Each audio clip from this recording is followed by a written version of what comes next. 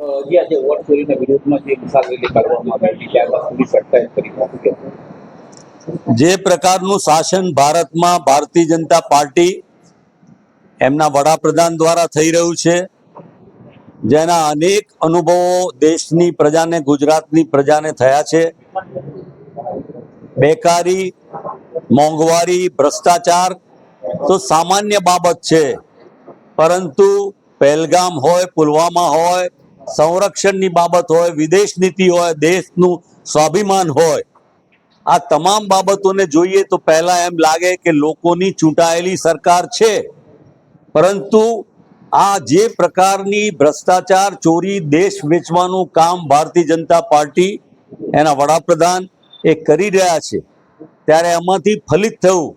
કે જે પ્રકારના આંકડાઓ અણધારા આવ્યા,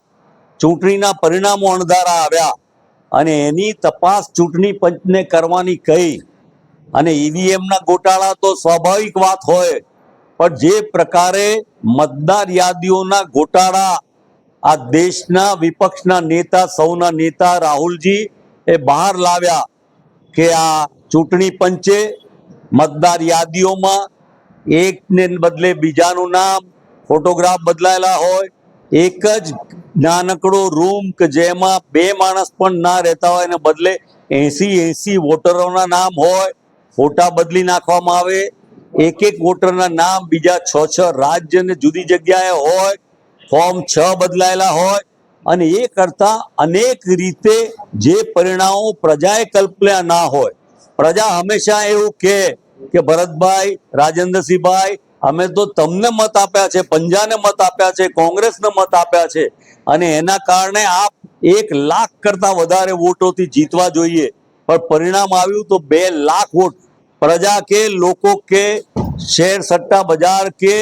ઓપિનિયન પોલ કે, અને એ તો ઠીક, એના કરતા ભારતીય જનતા પાર્ટીના નેતાઓ પણ સ્વીકારે, ત્યારે એવા સંજોગોમાં આટલા અણધાર્યા પરિણામો બાબતની છણાવટ અને એની જે એનાલિસિસ અને એની જે તપાસ રાહુલજીએ ઝીણવટભરી કરી, અને એના પછી સીસીટીવી ફૂટેજ, કેમેરા અને એના દ્વારા ડિજિટલ યાદીઓ પણ નષ્ટ કરી, રેકોર્ડોને નષ્ટ કરી, આ દેશ જેનું બંધારણ લોકશાહી આઝાદી કોંગ્રેસે અપાવી અને વ્યક્તિને એની સ્વતંત્રતાના આધાર પર એક વ્યક્તિ એક વોટની જે વાત કરી, એ વોટનો અધિકાર છીનવી લઈ આ લોકતંત્રને ખતમ કરવા માટે જે પ્રકારે ભારતીય જનતા પાર્ટી એના વડાપ્રધાન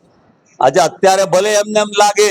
કે આ ચૂંટણી, આ પ્રજા, આ સરકાર, આ સત્તા દ્વારા લોકોના અવાજને કચડીને દબાઈ દઈશું, પણ એમને એ ખબર નથી કે વિશ્વના ઇતિહાસમાં જ્યારે પણ પ્રજાતંત્ર પર સત્તાધીશોને એમાં ખાસ કરીને સરમુખત્યારોએ પ્રયત્ન કર્યો છે, એવા સરમુખત્યારોને પ્રજાએ ઉખાડીને ફેંકી દીધા છે. છેલ્લા દાખલાઓમાં તમે ઇઝરાયલનો દાખલો લઈ શકો, અને તમે જોશો કે આવનારા વધારે નહીં પણ 6-8 મહિનામાં જ ભારતીય જનતા પાર્ટીની કેન્દ્રની સરકારનું પતન થશે, અથવા તો એ દેશના વડાપ્રધાન બદલાઈ જશે, બીજા વડાપ્રધાન લાવવા પડશે, અને આ લોકશાહીને બચાવવા માટે આ દેશની પ્રજા રાહુલ ગાંધીના નેતૃત્વમાં બહાર આવશે, તાકાતથી આવશે. જેમ કોંગ્રેસે આઝાદીની લડાઈમાં, સત્યાગ્રહમાં બલિદાનને ત્યાગ આપ્યા હતા, એ જ રીતે આ લડાઈમાં, વોટ ચોરીની લડાઈમાં, જે પ્રકારે ચૂંટણી પંચની ચોરી, એની સામે લોકતંત્ર સંવિધાનને બચાવવા